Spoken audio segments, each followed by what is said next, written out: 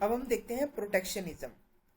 Protectionism में क्या होता है कि एक कंट्री है, वो अपनी डोमेस्टिक फर्म को, जो उसी के नेशन में है फर्म, उसको प्रोटेक्शन प्रोवाइड कराती है अगेंस्ट द फॉरेन कंपनी। देखो इसका एग्जांपल अगर हम देखें तो क्या हो सकता है, जैसे कि अगर इंडिया में कोई ऐसी कंपनी है जो कि मोबाइल फ़ोन बना रही है और वो मेड इन इंडिया है, ठीक है, कंपनी भी इंडिया की है और वो मोबाइल फ़ोन बना रही है, और अगर वैसे ही मोबाइल फ़ोन हमारे इंडिया में इंपोर्ट होने लगे चाइना से, ठीक है, तो क्या होगा कि चाइना की कंपनी जो होगी वो मोबाइल सस्ते में प्रोवाइड करा देगी इंडिया में, तो इंडिया की जो कंट्री है उसमें जो मोबाइल बन रहा है जो इंडिया का है वो बिकेगा नहीं, क्योंकि चाइना की कंट्री जो है वो चीपली प्रोवाइड करा रही है और इंडिया का जो प्रोडक्ट होगा वो महंगा होगा, तो वो लोग चीप प्रोडक्ट को प्रेफर करेंगे।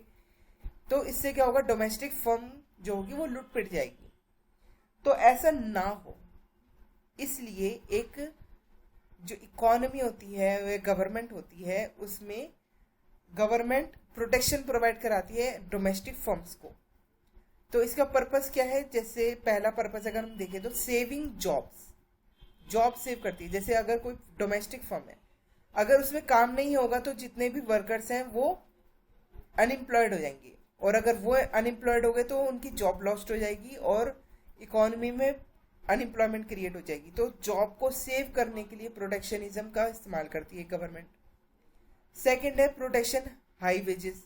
प्रोटेक्शन हाई वेजेस का मतलब क्या है कि अगर कोई ऐसी कंट्री है जहाँ पे एक पर्टिकुलर सर्विस है, जैसे फॉर एग्जांपल सॉफ्टवेयर सर्विसेज, तो यूरोप के अंदर वो महंगा है, तो यूरोप के लोग क्या करते हैं, यूरोप की कंपनीज इंडिया से ह्यूमन रिसोर्सेज का इस्तेमाल करती हैं इंडिया के, और चीप लेबर से काम कराती हैं अपना, ठीक है। तो हाई वेजेस जो होती हैं उसको प्रोटेक्ट कर देती हैं वो। फॉर एग्जांपल इंडिया है, इंडिया के लोगों को हाई वेजेस मिलनी चाहिए उस काम के लिए जिसको वो कर रहे हैं, यानी कि जिस हिसाब की वो सर्विस प्रोवाइड कर रहे हैं उस हिसाब की उनको पेमेंट हो, इसलिए भी प्रोटेक्शनिज्म गवर्नमेंट लगाती है। तो जितना लेबर कोई इंसान दे रहा है उसको उस लायक लेबर मिले, वेजेस मिले, इसलिए भी प्रोटेक्शनिज्म का इस्तेमाल होता है। प्रोटेक्टिंग इन्फेंट इंडस्ट्रीज, जैसे फॉर एग्जांपल कोई इंडस्ट्री है, वो नई नई इंडिया में खड़ी हो रही है, एक कार की इंडस्ट्री है, ठीक है, इलेक्ट्रॉनिक कार की इंडस्ट्री है, वो इंडिया में खड़ी होना चाहती है, इन्फेंट कंपनी है, यानी कि अभी अभी शुरुआत हुई है उसकी पूरी इंडिया में। तो अगर बाहर की कंट्रीज तो इतनी डेवलप हो चुकी हैं कि वो प्रोवाइड करा सकती हैं पूरा का पूरा रॉ मटेरियल भी प्रोवाइड करा सकती हैं, इवन फिनिश गुड यानी कि इलेक्ट्रॉनिक कार भी प्रोवाइड करा सकती हैं, और वो चीप भी पड़ेगा। लेकिन एक कंट्री जो है अगर डोमेस्टिक कंपनीज को बढ़ावा देना चाहे जिससे कि उसके कंट्री के रिसर्च एंड डेवलपमेंट बढ़े, तो उसको क्या करना पड़ेगा, जो उसकी खुद की डोमेस्टिक कंट्री के अंदर इन्फेंट कंपनी है जो कोशिश कर रही है खड़े होने की, इनोवेशन करने की, रिसर्च एंड डेवलपमेंट करने की, उसको प्रोटेक्शन देनी पड़ेगी। अगर डोमेस्टिक कंट्री की इन्फेंट इंडस्ट्री या इन्फेंट कंपनीज प्रोटेक्ट नहीं हो पाई तो उनको फॉरेन कंट्रीज की कंपनीज दबा सकती हैं, खत्म कर सकती हैं। तो इसीलिए उनको प्रोटेक्शन देने के लिए, इन्फेंट इंडस्ट्री को प्रोटेक्शन देने के लिए प्रोटेक्शनिज्म गवर्नमेंट इस्तेमाल करती है। Protecting national security, national security यानी कि जैसे फॉर एग्जांपल कुछ ऐसी टेक्नोलॉजीज होती हैं जिसको गवर्नमेंट अपनी कंट्री से बाहर ले जाना सुरक्षित नहीं मानती। जैसे for example north Korea, north Korea बिल्कुल दुनिया से कटा हुआ है, वो क्या करता है, वो प्रोटेक्शनिज्म कर रहा है, क्या, अपनी टेक्नोलॉजीज का, अपने रिसोर्सेज का।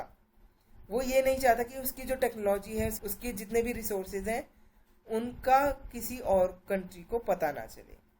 तो उसको प्रोटेक्शन देने के लिए उसने क्या कर रखा है, प्रोटेक्शनिज्म का इस्तेमाल करा हुआ है। Protect product standards, domestic country के जो प्रोडक्ट हैं वो एक स्टैंडर्ड प्रोडक्ट है। जैसे फॉर एग्जांपल एक चाइना का मोबाइल है और एक कंपनी का मोबाइल है जो कि इंडिया में बन रहा है, लोगों को भरोसा किस पे होगा, जो इंडिया में मोबाइल बन रहा है रेदर देन चाइना का मोबाइल पे।